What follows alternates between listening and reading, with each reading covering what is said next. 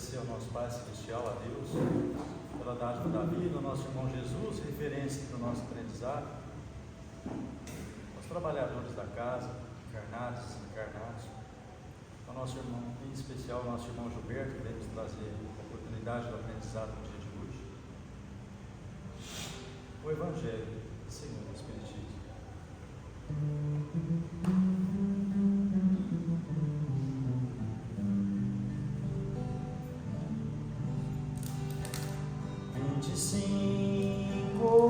Dezembro, Jesus Cristo nasceu para levar paz e esperança a todos nós, filhos de Deus.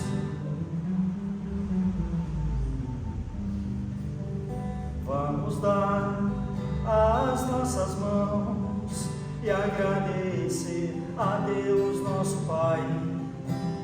O Evangelho segundo o Espiritismo nos mostra o caminho, a paz.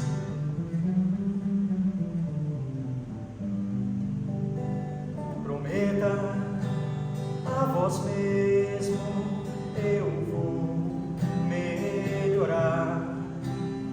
Não quero ter ódio, me ensina, Pai, a perdoar.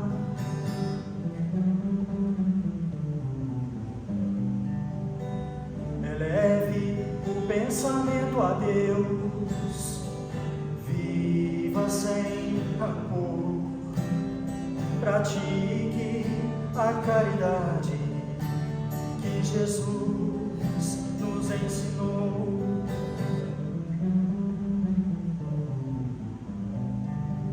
Todo aquele que põe em prática os ensinamentos de Jesus, o fardo se torna leve e a vida mais alegre.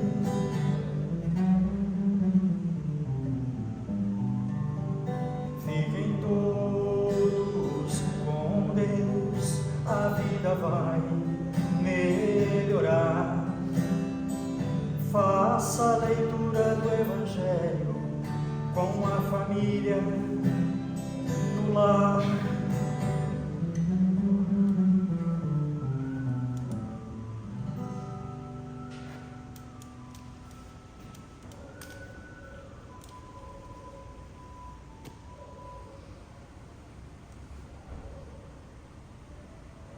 Meus irmãos em Jesus, que Deus os abençoe, encarnados e desencarnados. Vamos comentar do Evangelho segundo o Espiritismo, capítulo 17, os 7 perfeitos. Esse capítulo 17, os 7 perfeitos, vamos dizer assim, que é o caminho que nos conduz à perfeição. Porque o dia que nós estivermos dentro desses ensinamentos do capítulo 17, nós estamos muito próximos de ser espíritos puros. Porque assim nos fala o Evangelho nesse capítulo.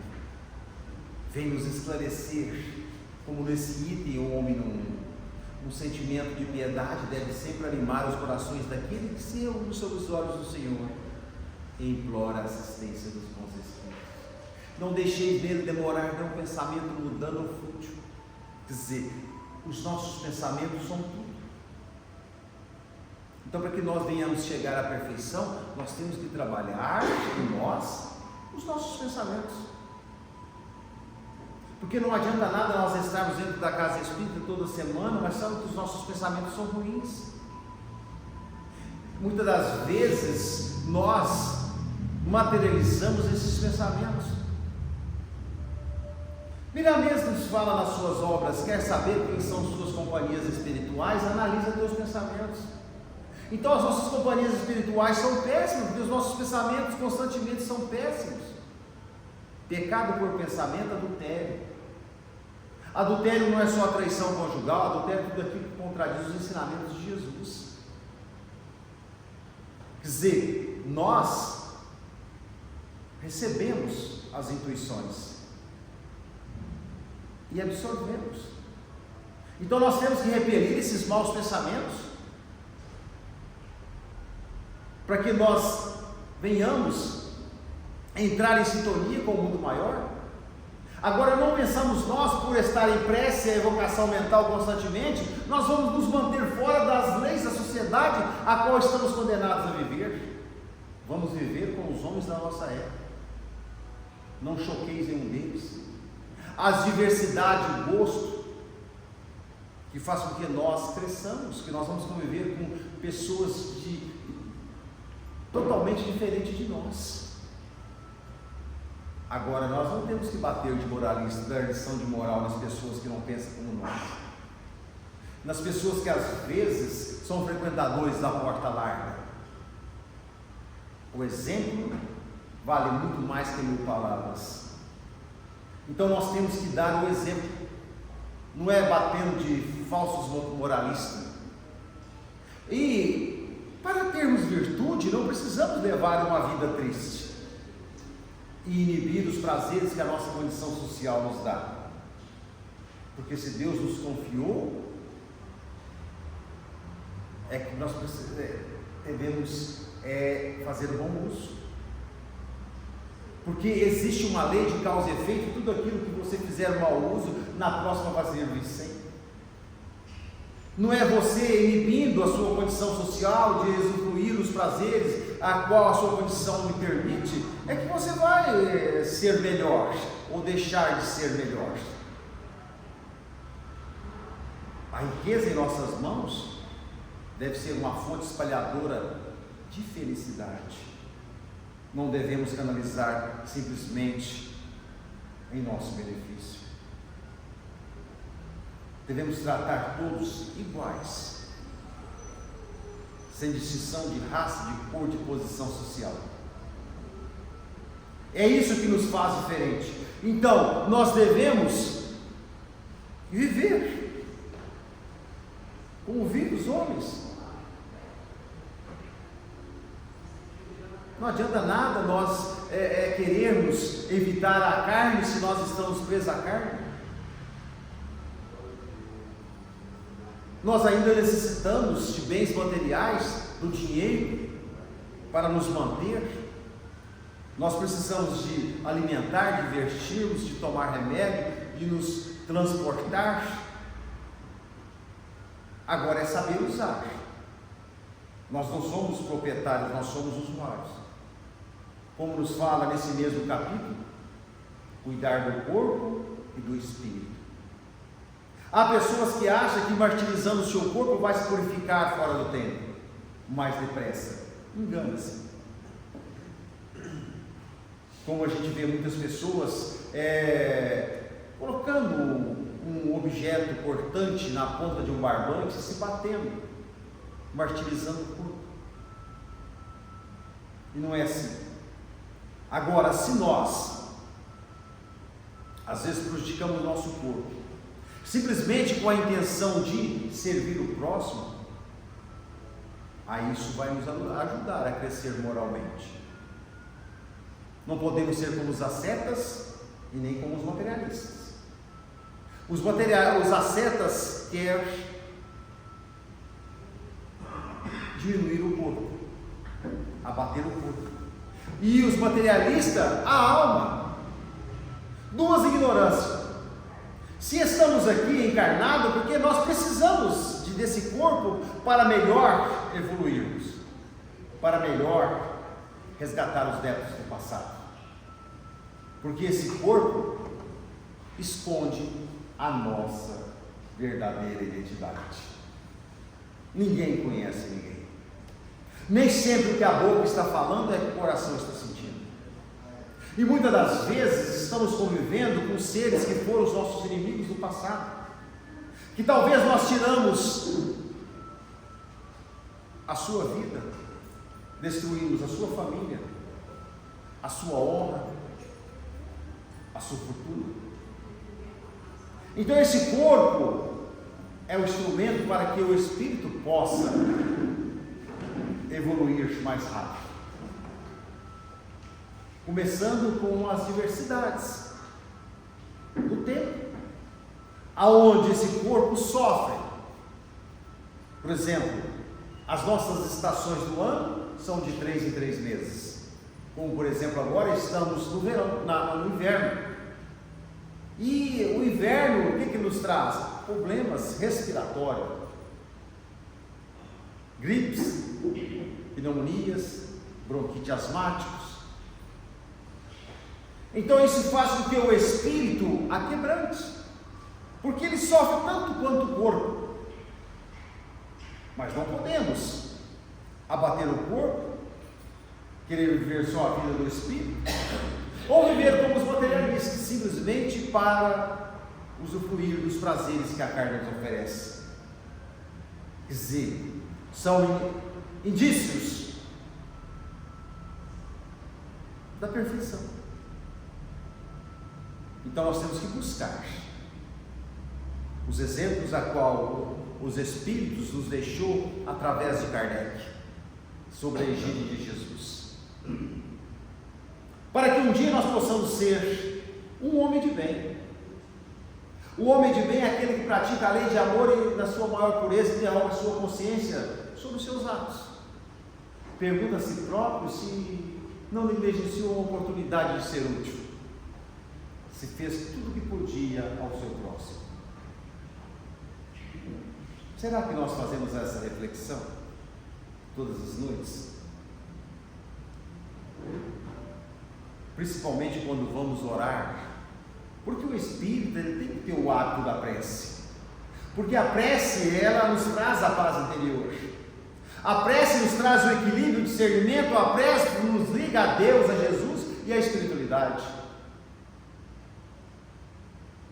Então temos que fazer uma reflexão, orar: Senhor, me ajuda a extirpar do meu coração este orgulho, esse egoísmo que é o maior entrave à minha evolução. Então no Evangelho os Espíritos vêm ditar sobre o homem de bem, falar de tantas as qualidades, e no final dessa passagem do homem de bem, ele fala: isso aí são uma das qualidades, ainda está faltando muitas outras. Mas nós, nas nossas preces, o que nós fazemos? Só pedimos coisas materiais. Senhor, me ajuda a arrumar um serviço. Senhor, me ajude a conquistar bens materiais. Nós agimos e trabalhamos como se nós fôssemos levar tudo com a gente daqui. O que nos pertence? Nada. Nem o nosso corpo. Vai virar pó, vai para debaixo do teto. Espírito errante, espírito missionário, pobre, rico, todos têm o mesmo destino. Só que vamos ser diferentes naquilo que nós praticamos, que é o amor. O amor vai nos fazer ser diferente. Porque o amor a qual nós praticamos para com o próximo, que é a verdadeira caridade, vai fazer com que a nossa áurea se torne mais clara. As nossas vibrações são vibrações de amor, amor para com toda a humanidade. Então, cuidar do corpo e do espírito, para que esse espírito possa viver, se divertir, porque o nosso corpo é a casa do nosso espírito, e se nós não cuidarmos do nosso corpo, ele vai se tornar difícil para ele habitar esse corpo, esta casa. Nós temos que fazer exercício físico, para se tornar mais hábil, porque o espírito emite o pensamento, a memória decodifica, mas o corpo não assimila o pensamento, se torna até difícil de locomoção. Então não adianta nada nós queremos nos martirizarmos para espiritualizar fora do tempo. Lá no Evangelho capítulo 5, os bem-aventurados aflitos, provas voluntárias, verdadeiro silício, pergunta 29. Uma pessoa está desgostosa da vida, Então ela sabe a consequência do suicídio. Então ela não quer suicidar-se, porque ela sabe que as leis de Deus são muito pesadas. Lei de causa e efeito. Então ela não quer suicidar porque sabe da consequência do suicídio. Então ela procura um campo de batalha para que alguém possa tirar a sua vida. Ela é considerada suicida. Sim. Somos julgados pela intenção. A intenção de ir para esse campo de batalha não é para ajudar ninguém. É para simplesmente alguém tirar a sua vida. Então nós somos julgados pela intenção. Agora, se a nossa intenção é para o campo de batalha, para ajudar, trabalhar de enfermeiro ou de médico ou de técnico de enfermagem para aquelas pessoas que são feridas, e acontecer de alguém tirar a nossa vida, não somos considerados como suicidados. Então, nesse mesmo capítulo, Provas Voluntárias do Verdadeiro Silício, item pergunta 30. Uma pessoa está em perigo. Sabe-se que para salvar essa pessoa, nós colocamos a nossa vida em risco. Quer dizer, a intenção é de quê? De auxiliar o próximo. É se colocar no lugar do próximo. É considerado como suicida se ele vier a perder a vida para salvar a vida do próximo? Não é considerado como suicida. Isso acontece todos os dias no mundo. Bombeiros civis e militares, muitas das vezes, perdem suas vidas para salvar a vida do próximo. Como aconteceu em Belo Horizonte, naquela creche que pegou fogo, o ano passado ou o ano atrasado, uma professora salvando criança naquela agonia, ia lá, pegava uma criança, trazia, e quando ela buscou a última, ela intoxicou com a fumaça e desmaiou e morreu queimada. Ela é considerada suicida? Não, a intenção dela era de salvar, como ela salvou muitas pessoas. Então não adianta nada nós estarmos fazendo algo, mas com segundas intenções. Não adianta nada nós batermos de bons samaritanos, sendo que o nosso interior ainda existe um lobo voraz. Então essa transformação tem que ser de fora, de dentro para fora. Não adianta eu chegar aqui, falar bonito e agir totalmente diferente lá fora na sociedade. Eu tenho que ser espírita dentro da casa espírita, eu tenho que ser espírita lá fora. Eu tenho que saber dos meus direitos e dos meus deveres. Não adianta nada eu querer passar o próximo para trás, querer levar vantagem. Deus sabe das nossas intenções. A espiritualidade superior sabe das nossas intenções e os obsessores também sabem das nossas intenções. Está lá no livro Céu e Inferno. O oxigênio a qual nós aspiramos imprime na tela da nossa memória os nossos pensamentos, como se nós estivéssemos digitando um teclado sem fio que vai sair na tela do nosso computador. Então nós estamos mentindo para nós mesmos e distanciando da perfeição a qual nós almejamos. Porque não adianta nós querermos sermos felizes da maneira que nós queremos. Nós achamos que a felicidade está na juventude, está no poder, está na posse do ouro. Os maiores frequentadores de consultórios de psicólogos, psiquiatras, terapeutas, são as pessoas que mais têm.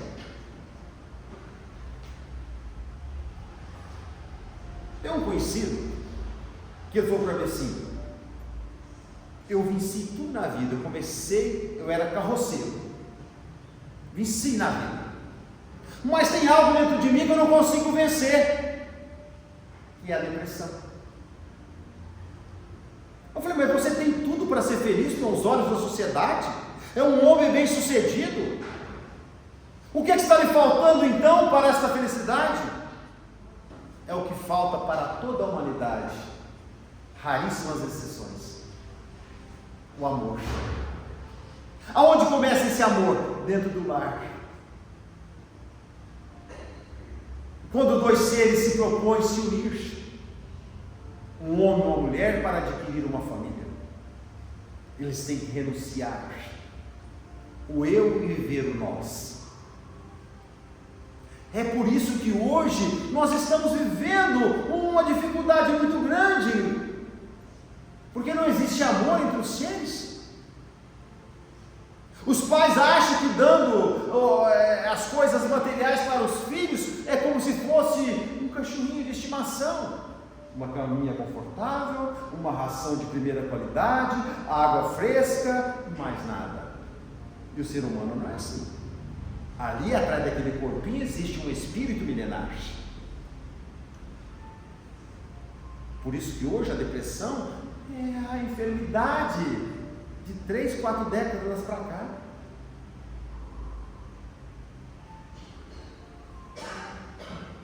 Temos que cuidar do corpo e do espírito.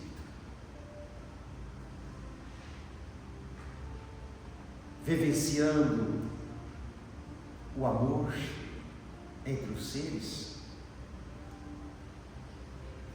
Tratar as pessoas com amor, inclusive aqueles que julgam ser os nossos inimigos. Amar os inimigos não significa que devemos trazer ele para o nosso convívio, porque sabemos que não são dignos da nossa confiança. Mas todas as noites podemos orar a Deus, a Jesus, para eles. Está no Evangelho que o inimigo faça um amigo. Mas o nosso orgulho impede que nós façamos isso. E é por isso que nós retardamos a emancipação das nossas almas. É por isso que nós retardamos o encontro com a felicidade. Por isso que nós temos que fazer uma retrospectiva das nossas vidas. Somos infelizes porque queremos. A todas as noites deitarmos no nosso travesseiro e dizer: não tenho nada contra ninguém. Se o mundo conspira contra mim, eu não tenho nada contra ninguém, não desejo mal para ninguém. E agindo desta forma, nós estamos vacinando, nos imunizando contra a investida do mal. E estamos a caminho da perfeição. Porque sem perdão não há evolução. Muitas das vezes as pessoas dizem: eu estou cansado de orar e Deus não atende os meus pedidos. Lógico, os nossos pedidos são pedidos egoístas, orgulhosos, somos semelhantes naquela passagem do Evangelho, capítulo 16, servir a Deus a Mamon. O mal rico, que teve uma oportunidade magnificamente de auxiliar o próximo, inclusive Lázaro estendido a sua porta, o pedinte, tudo coberto de chaga, mal cheiroso, ele não se preocupava. Só que aconteceu que ambos desencarnou. Lázaro foi para o seio de Abrão e o mal rico foi para o inferno. E ao longe ele avistou Lázaro no seio de Abrão e começou a gritar: Pai Abrão, permita que Lázaro venha molhar a ponta da minha língua que está em chama. Olha que demagogia, olha que hipocrisia. Por que ele não pensou em Lázaro quando ele podia ajudar? Assim somos nós. Por que nós não pensamos no próximo quando nós temos condições de ir e vir? Caridade não é só bens materiais, não. Tem a caridade moral que dá para nós todos fazermos. O perdão é uma caridade moral, para que um dia nós possamos ser um homem de bem. Nós somos tão orgulhosos, tão egoístas, que nós só olhamos para trás quando os problemas batem em nossas portas, para vermos aqueles que estão passando pelos mesmos problemas na qual nós estamos passando, para sabermos como o seu organismo está reagindo ao tratamento. Nós temos que olhar para trás agora, quando nós temos condições, temos equilíbrio, discernimento. mas não preocupamos com isso. Nesse mesmo capítulo, vem nos falar sobre a parábola do semeador. Quer dizer, para chegarmos à perfeição, temos que ser uma boa terra. A parábola do semeador vem representar o estado moral e intelectual de cada um de nós, conforme nós absorvemos e colocamos em prática os ensinamentos de Jesus. Quem é o semeador? Jesus. Qual é a semente? Os teus ensinos. Nós somos as terras. E se nós lemos a parábola do semeador, nós vamos, por causa da nossa vaidade, nós vamos nos colocar na boa terra. Ah não, eu sou muito bom, eu faço caridade, toda semana estou lá no Valdo, eu ajudo, eu faço isso, faço aquilo, distribuo cesta, faço sopa. Será que a sua intenção é simplesmente de servir? Ou de ostentar? Ou de barganha? Porque muita gente acha que Deus barganha alguma coisa com a gente. E Deus não barganha nada. Então, Jesus estando de frente ao mar, se uniu uma tão grande multidão, que ele subiu num barco, afastou-se e começou a dizer muitas coisas por parábolas, dizendo mais ou menos assim: aquele que semeia saiu a semear, enquanto semeava, uma parte da semente caiu ao longo da estrada, e vieram as aves do céu e a comeram. A outra caiu entre as pedras. Aonde tem pedra, tem pouca terra, então ela pode até germinar, mas não vai enraizar, vai morrer. A outra caiu entre os espinhos crescendo a sufocaram. Enfim, a outra caiu na boa terra, aonde deu uma árvore frondosa, deu muitos frutos.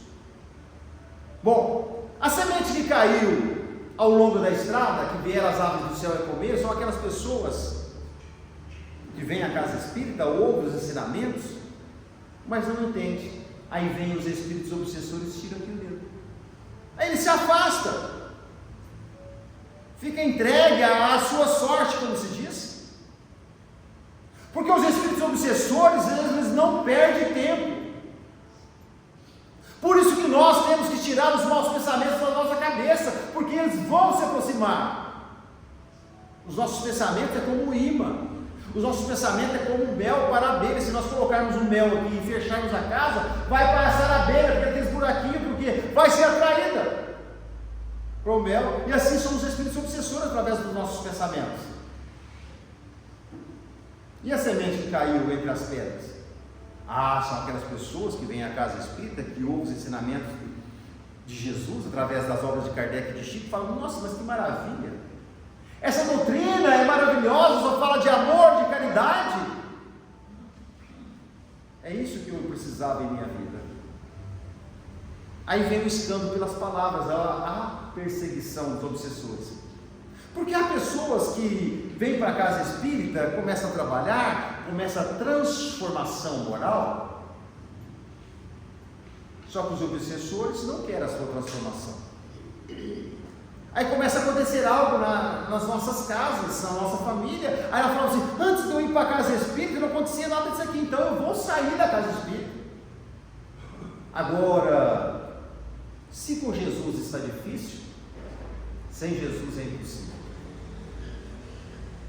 Imaginemos se Chico abandonasse a missão dele pelas dificuldades, porque Chico foi perseguido pelos encarnados e pelos desencarnados.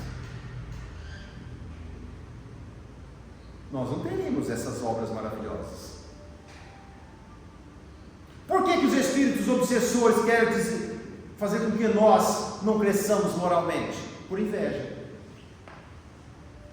Eles dizem: eu não melhorei, então você também não vai melhorar. É tipo aqui na Terra, quando a pessoa está conseguindo bens materiais, as pessoas ficam: nossa, essa pessoa não merece. Inveja, doença da alma. Assim é os espíritos também, que não conseguiram se acertar e se melhorar moralmente. Lá no livro dos Médiuns, quando Kardec estava ditando as obras, escrevendo as obras, uma família tinha um problema lá sério. uma família que estava tentando se melhorar, uma família espiritualizada. Então lá aconteciam uns fenômenos lá, e de atirar pedra, e